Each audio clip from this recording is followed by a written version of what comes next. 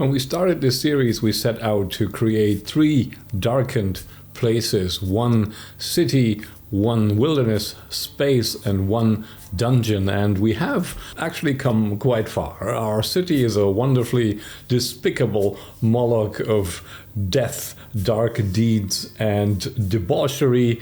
The wilderness features a brand new set of hostile people to chew through adventuring parties and spit them back out onto the pile of bones that also features the remains of a dead deity. And the dungeon, well, the dungeon is rather an intriguing place as the burial chasm / prison for a defeated dark lord. It's various levels featuring both as safeguards for anyone looking to free said dark deity, but also stand as grim reminders that sometimes the guardian becomes corrupted.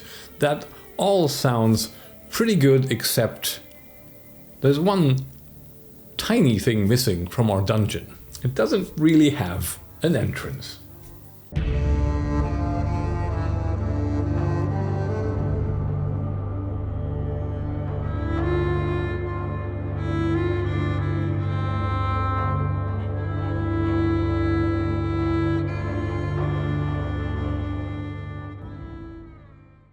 Hello friends, Anderson here. Welcome back to these darkened places and welcome to yet another new setup. I moved again, so things will look slightly different and the lighting isn't quite done yet, but it'll do to record, to push the build along, because I want to get to the point where I can create a party and start recording the actual play, which means we need to get through our to-do list here, starting with finishing the dungeon area and giving it at least 1 entrance, preferably maybe a couple more, and then following up on that with various details still to flesh out around the setting, chief of which I think stands the question of old Pantheon, new Pantheon, anything in between, what happened, what are they, what is Shiga, what is Koroth.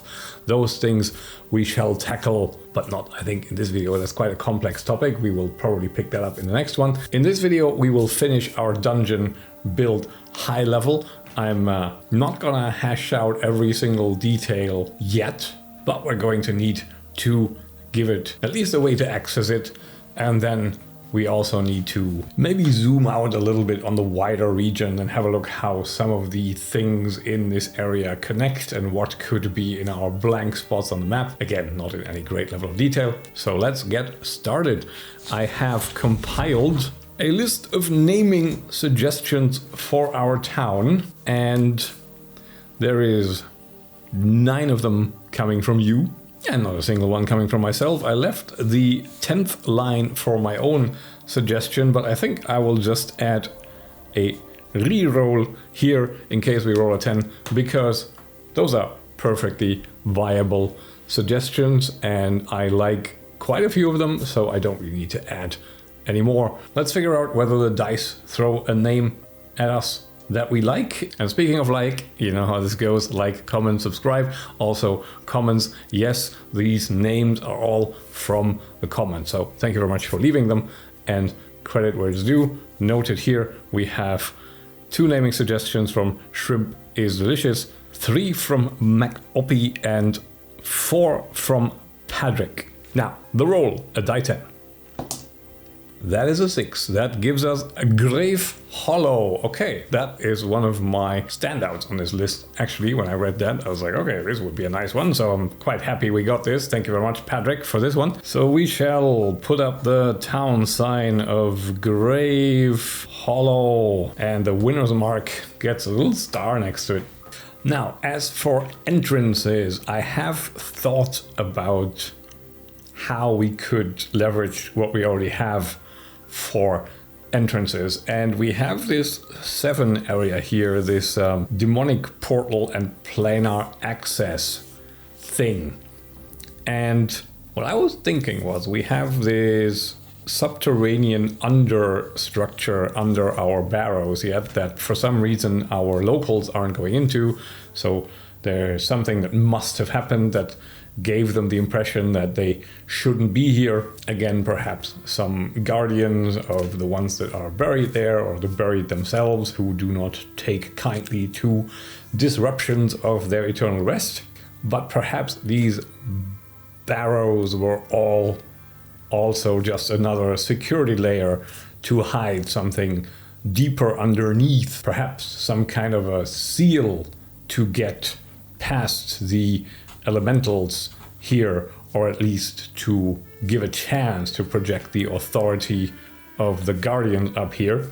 Maybe that's where this is buried, and that's what the, whatever they were, cultists, fallen guardians, corrupted ones in the portal level here were trying to get to, and they were trying to get to through a portal. I'm thinking, what if they succeeded but didn't quite hit their target? They made it in here, so there is a portal connection between a lower level of our substructure here that connects to our 7 structure, and there is a way to use it that goes both ways. Which also gives us like a number 9, which I would call the seal chamber, and that houses the seal of the guardians, which then lets you attempt to project some authority on the elemental guardians down here. Whether or not they still accept it after all those years, whether or not they will see through it, that is a different story. For now, the seal is just the MacGuffin that gives us a reason why our guardian cultists were trying to get in here and why this portal exists, and that also nicely bypasses this issue that we have where I would like the party to initially explore around the valley and up here in this visible structure, but I don't want them to immediately get access to all of this. So we need to give them a reason here in this 1 level to entice them to want to go deeper, but also prevent them from going deeper through our cave-in,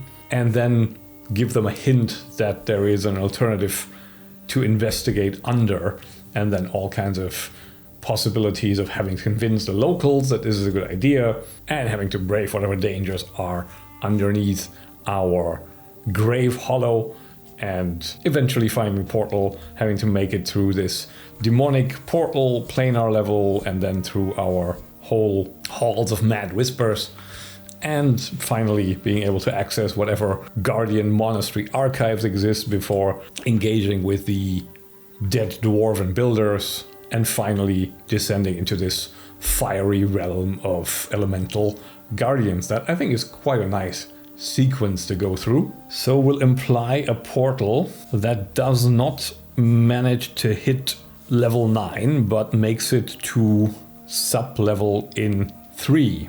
So there's our portal connection. That's one way of entering that I think is also based on the history of the place that we imply from what we've gleaned so far, somewhat plausible. Now the question is there another? Can we finagle our way into adding another substructure here somewhere that can be reached through either a cave system or some other entry point somewhere in our valley here?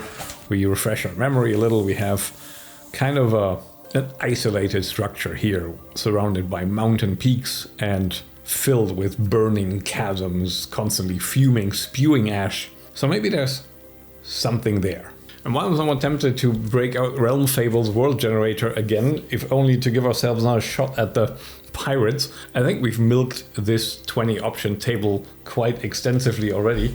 And I'm just going to go a little more abstract again with the Tome of Adventure design.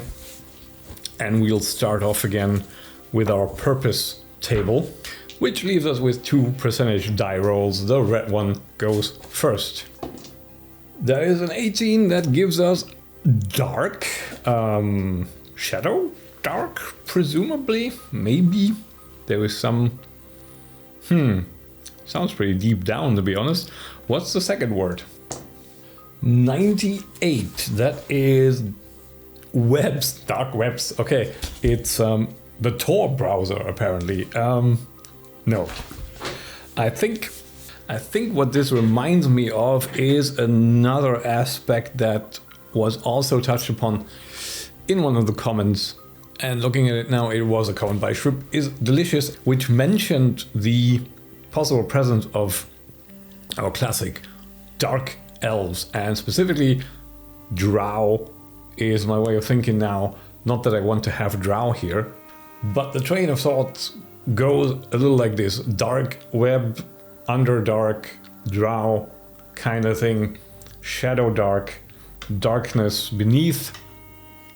I think what we have here is a sort of extensive and largely unknown presence that I will give the number 10 here, but I'm implying that it sort of stretches all the way around this because it's basically our version of the Underdark, again minus the drow, because I don't even know if you're allowed to use that term anyway, in the light of, well, actually exactly not in the light of, in the dark of the ShadowDark that we have in this world.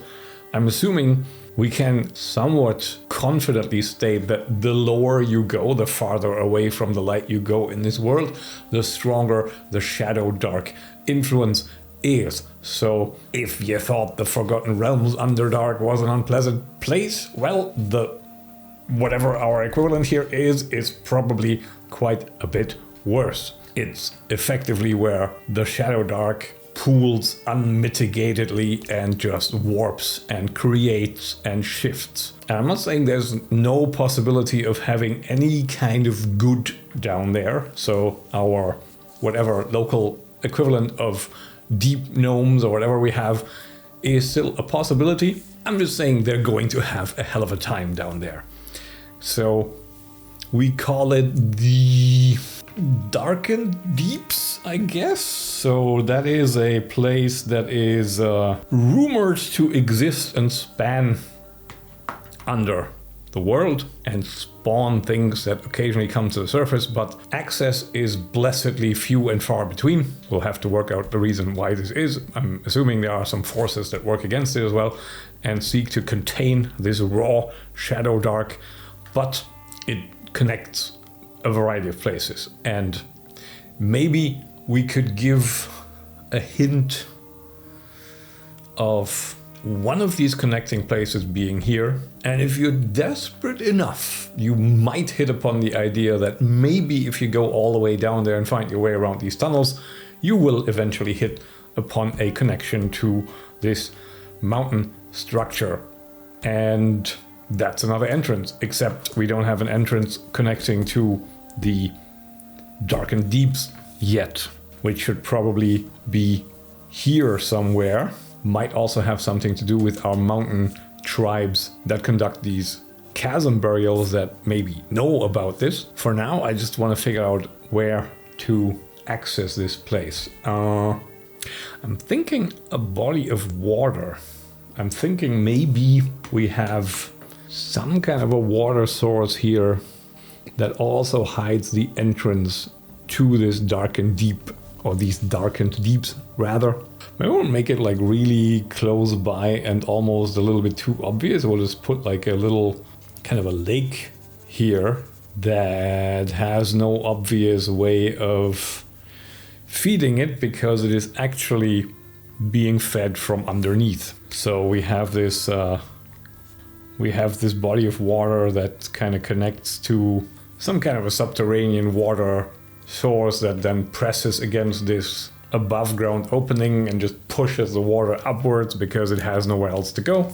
And that is one way to enter into this subterranean labyrinth, which then connects to, I guess to some unfinished part, maybe caved in part of our dwarven tomb system. I don't want to directly connect it to the plane of elemental fire and death.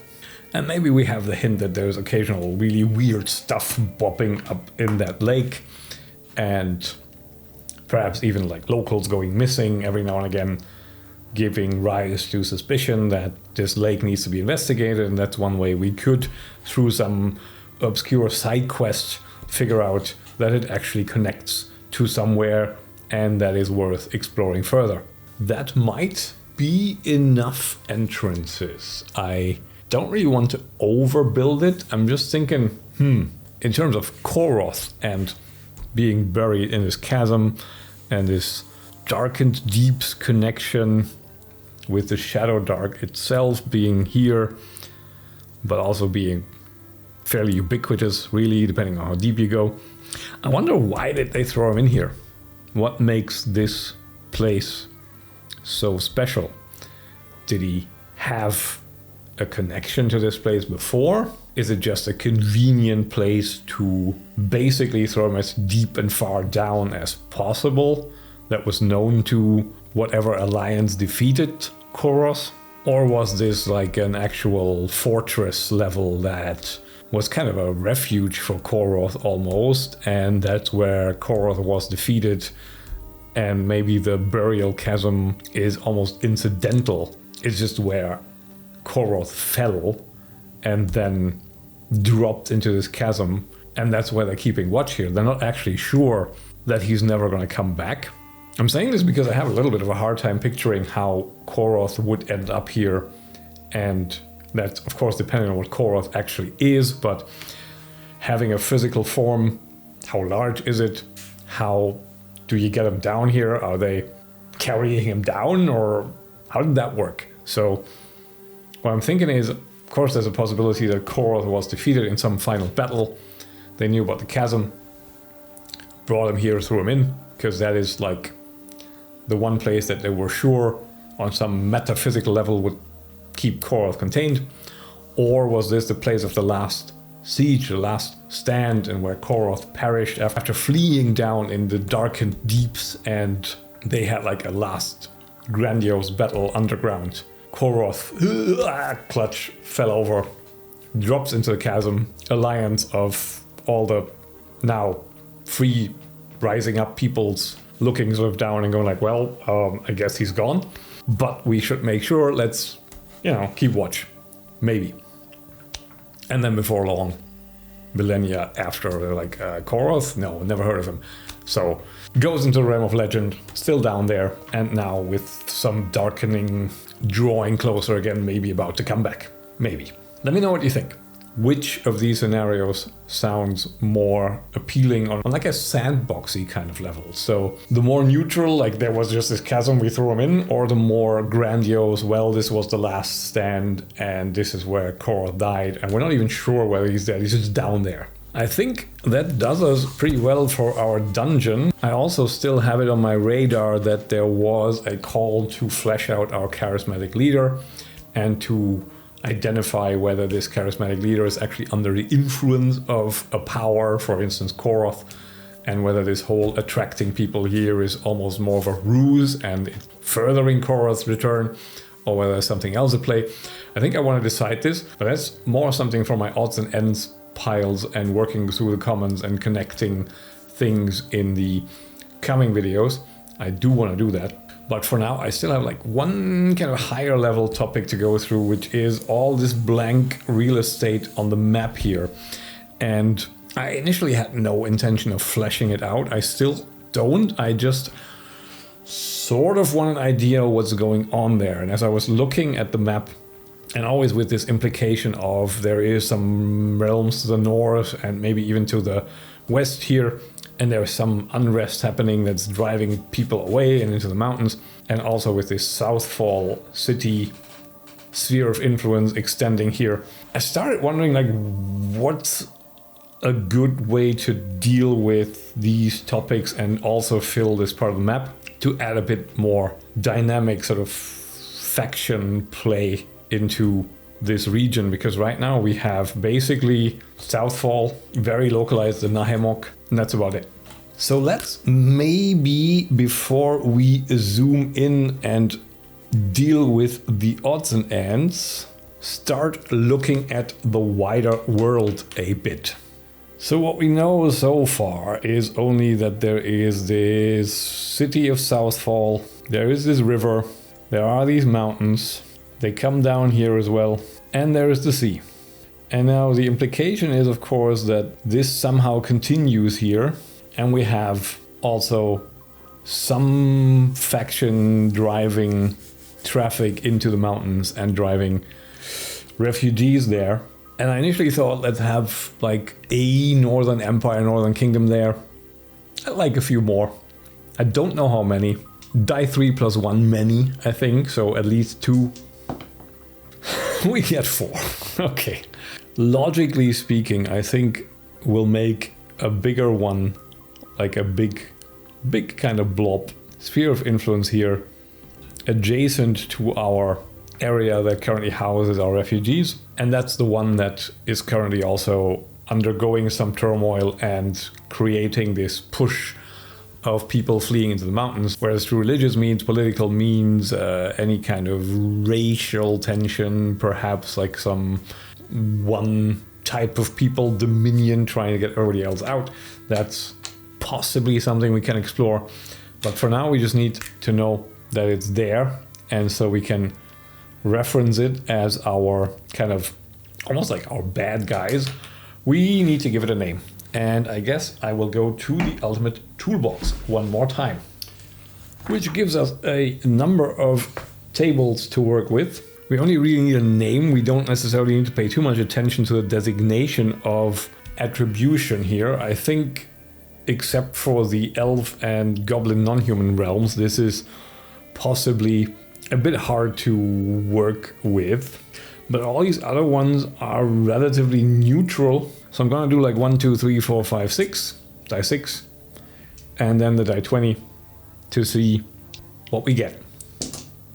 3 and 7. 1, 2, 3, 1, 2, 7, Dwarven Nations of the 100 Truths. Okay, I tell a lie, some of this was actually quite branded. Let's ignore the Dwarven part, because I feel like that shoehorns it a little bit too much from the get-go. But this 100 Truths thing is interesting. So this is the land, the kingdom, the theocracy maybe, of 100 truths.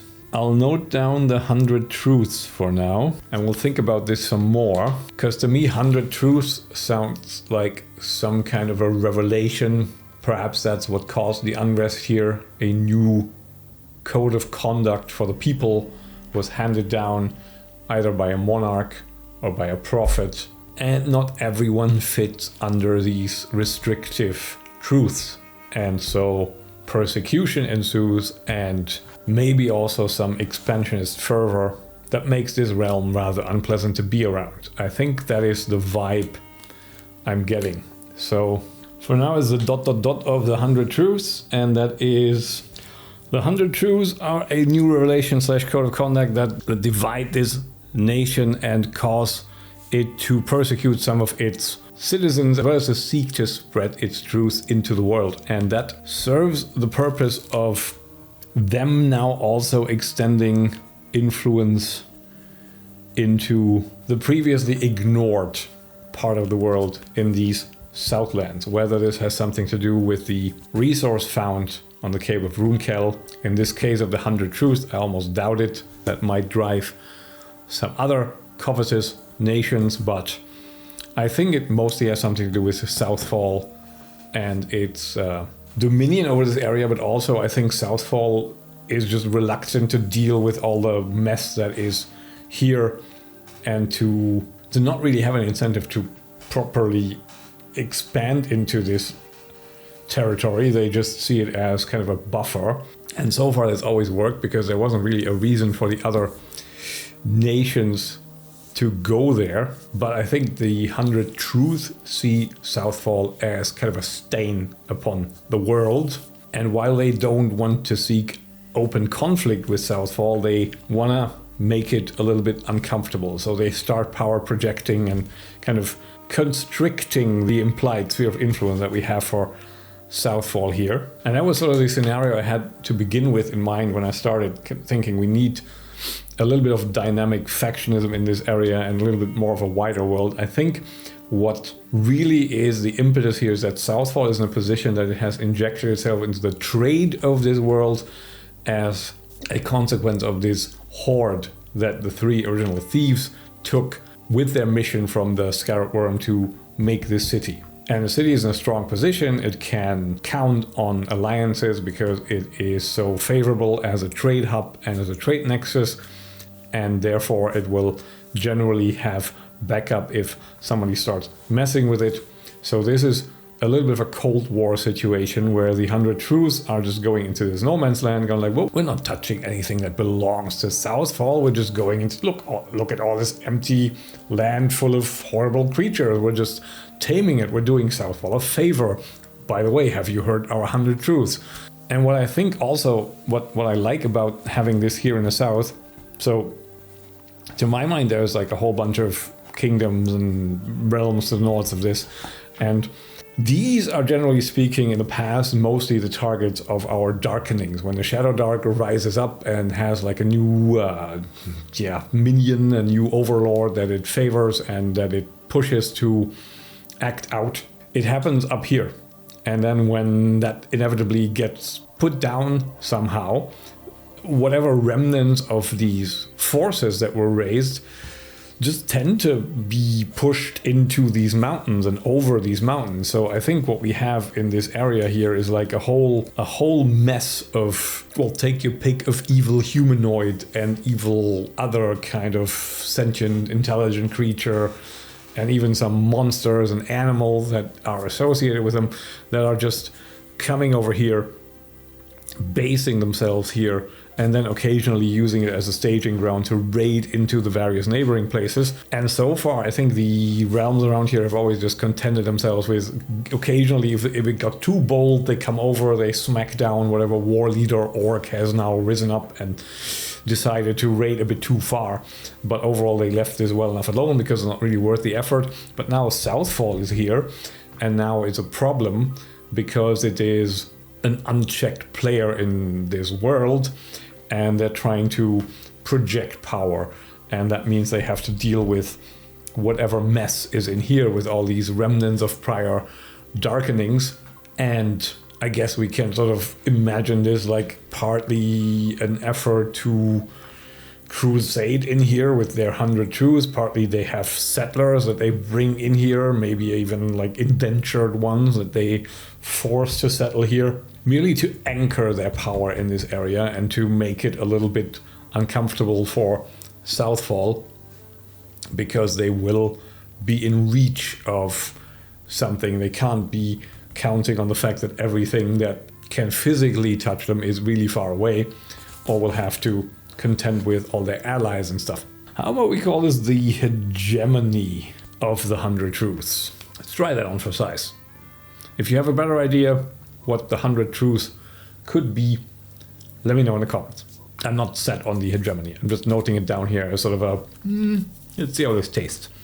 I'm noting this here as untamed wilds filled with displaced minions of the dark, because I think that makes sense. That gives us some nice antagonistic potential for encounters, because you could very easily just throw like a hex scroll there and you'd have like little villages of settlements and encounters with 100 Truth Crusaders, but also maybe the mercenaries that are funded by Southfall to engage in this shadow war with the incoming settlers, and they raid their settlements, and then the 100 Truths are trying to protect them, and there is like all kinds of whatever hobgoblins, bugbears, whatever's roaming around here and making a mess. So quite an unpleasant place, but pretty good for adventure. Let's leave it at that for now and give our 100 Truths a neighbor, and this neighbor is at least adjacent to the river. Let's also make our mountain range continue in this direction, so it's actually a bit more of a better buffer against a bit too easy access to Southfall, because that would not work too well. So I guess we have this this arrangement here, kind of bifurcating here. Is this river gonna go to the 100 Truths? I think probably gonna branch off somehow in that direction. Yeah, there'll be a fork somehow, because otherwise how would they be connected to the risk to their trade? And by the way, I do have an idea what Southfall actually did to make itself so important, and how they use this dragon horde, and how that actually factors into their location by the sea, and why this river trade maybe didn't exist beforehand. I have an idea for that, but I think we'll get to that in another video. Just to my mind, Southfall has created a position for himself that makes it fairly uncontestable in the world's trade, and that's why it also is now problematic, because of its Shiga association and the overall like lack of morality there and stuff. Still got the Book of Random Tables 5 for fantasy country names for some additional options. We have 3 tables and percentage dice. So let's roll a 1 to 3, 3, 4, 5, 6 and percentage. That is 2 and 42. Northern. Okay. I'm gonna have to change that a bit because I can't pronounce this. Maybe care as in A-E-R. Carenorn. I wonder if we can give them a little bit of background. Again, really high level. I don't want to give them a whole history and agenda and everything. I just want to get like an idea of what they're about. Using, of course, worlds without number. Let's give them a nation theme with a die 20. 4 exhaustion with strength spent and lost. Okay.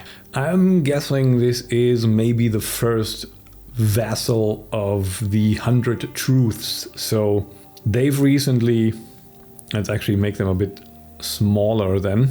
And we can wedge another nation in here. They've recently been defeated by the 100 Truths, and that's why they are also as exhausted as they are, but they have to bring their forces into the mix here. So maybe coming down the river, establishing like a kind of a beachhead of sorts here. They are also participating in this infringement on Southfall's sphere of influence, and even though they have been roundly defeated, the 100 Truths are basically force converting them to their way of thinking. But I think maybe one of the 100 Truths is that they shouldn't be conquering outright and work through sort of conversion, but of course conversion also works by fire and sword. So Carenor, not having the choice, is their first convert and is now forced to go along, and for all intents and purposes has been conquered. All the important positions are being filled by people from the 100 Truths, and they are now being press ganged into helping in this Untamed Wilds and infringing onto Southfall. So Carenor, exhaustion, strength spent and lost in the war against the 100 Truths, now vassalized and press ganged into assisting in the settling of the Southern Wilds. Let's roll up another name. 29 on this first table is Alestria. I think this is here. Maybe these are the ones currently being converted. Let's see what their current theme is. We roll a die 20. 6. Oppression. Yeah, okay. I'd like there to be kind of a resistance against the 100 Truths that also maybe supports our hidden valley, maybe even our charismatic local leader here. Or maybe the local leader is a bastard who is corrupting everybody. We have to decide that yet. But I would like Alestria to not have been completely conquered. I think that is a very rugged country, very low, sparsely populated. Just looking at the map here, they're a bit off to the side, wedged in between those two other countries. And they're giving the 100 Truths a bit of a run for their money. So the 100 Truths are currently conquering into Lestria. They're currently being attacked by the 100 Truths, but are resisting in a valiant guerrilla war and giving the attackers a run for their money. So Lestria is maybe regarded by the 100 Truths as conquered, but they've really only pacified the 2 or 3 actual cities that the place has, and the populace has pretty much abandoned them, and they're all over the countryside, the mountains and the hills, and they're just murdering 100 Truthers wherever they find them. We got one more nation to go. I think I'd like to know what is what's out here. Maybe we'll give them a little bit of a mountain buffer against directly the 100 Truths, but I'd like to know what's out here because that's also bordering our Grave Hollow area. Let's keep going with these tables. The names are good and there is a lot of options. So let's roll again. That is a 1 and a 21. The general lowlands of Corva. Not sure why they're the general lowlands, but I think we'll call them the lowlands of Corva. And another theme. 3. Despair. Delicious. Current theme, despair. Because of the 100 truths would be a bit one-dimensional for my taste, so I think they should have a different reason for their despair. And I think that's what we're going to start with next time. Thank you very much for watching. I'll catch you then, and bye for now.